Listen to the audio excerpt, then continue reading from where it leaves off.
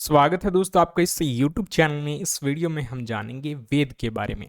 वेद क्या है, क्या होते हैं, इसका अर्थ क्या होता है, कितने वेद हैं, इसका मतलब क्या है। वेद शब्द जो है संस्कृत के विद धातु से बना है, जिसका मतलब होता है किसी भी चीज को जानना। और यहाँ पर जो जानना है वो भगवान के बारे में, इस सृष्टि के बारे में। तो ये सारी जानकारी हमें वेदों से ही मिलती है। तो वेद का मतलब ये अर्थ होता है जानना। यह हिंदू धर्म के सबसे प्राचीन और पवित्र ग्रंथ हैं। इन्हें श्रुति कहा जाता है क्योंकि ये सुनकर याद किए गए थे। तो पहले के टाइम पर वेदों का ये माना जाता है कि उनको किसी ने ऐसे ही नहीं लिखा है, बल्कि एक पीढ़ी से दूसरी पीढ़ी में बोलकर उनको बताया है, ठीक है। और उसके बाद जो है इनको बाद में लिखा गया था।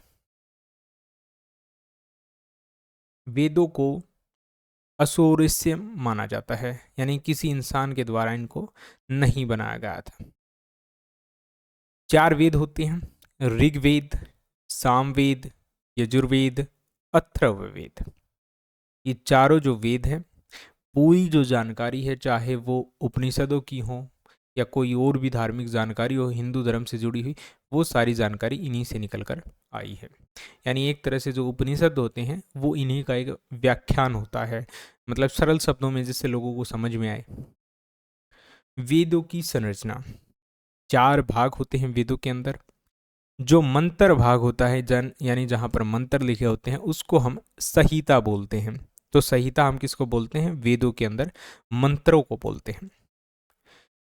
ब्राह्मण, ब्राह्मण जो है वेदों के अंदर यज्ञ करने की विधि को बोलते हैं, यानी कि किस प्रकार से यज्ञ करना है उस चीज की विधि जो है ब्राह्मण कहलाती है।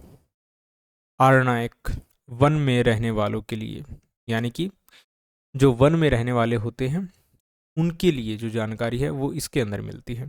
और जो उपनिषद होते हैं वो दर्शन और अध्यात्मक, यानी कि एक तरह से जो ये वेद हैं इन्हीं का एक व्याख्यान होता है उपनिषद। क्या हुआ कि जब शुरू में वेद जो थे, अब लोगों को आम भाषा में वैसे समझ में नहीं आते हैं, तो उसके लिए हम क्या करते हैं, सरल भाषा में उनको बताते हैं। जैसे हिंदी में अगर कोई किसी का व्याख्यान कर दे किसी दूसरी भाषा से, ठीक है, जैसे संस्कृत के कोई श्लोक है उसको हम हिंदी में समझते हैं। सेम ऐसे ही वेदों को जो है समझने के लिए कि इसमें क्या है, क्या क्या जानकारियाँ हैं, तो उसके लिए ही उपनिषद बनाए गए थे, जिससे आम जन भी जो है इन वेदों के बारे में जान सके। वीडियो पसंद आए तो लाइक करें, शेयर करें, चैनल को सब्सक्राइब जरूर करें। Thanks for watching.